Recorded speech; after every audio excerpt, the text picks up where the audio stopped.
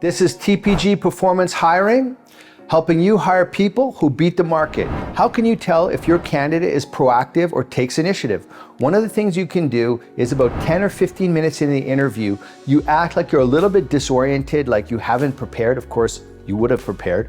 This is all premeditated. You look at the CV and you start pretending like you're not sure what question to ask. Then you let it run 10 seconds, 20 seconds, 30 seconds. Feel the weight of that silence. Now, a candidate who is proactive will jump in and say, hey, by the way, I saw you're looking at expanding across Europe. In my last role, I was responsible for the European expansion and I beat my target every year by 23%. I can show you some of the strategies I employed if you're interested.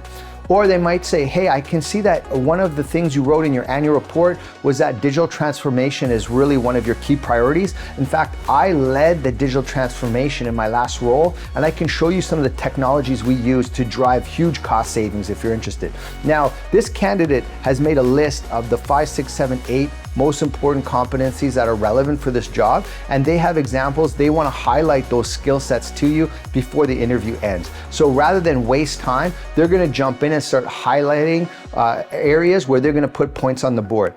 On the other side of the fence is the candidate who's not proactive, who's just going to sit there quietly.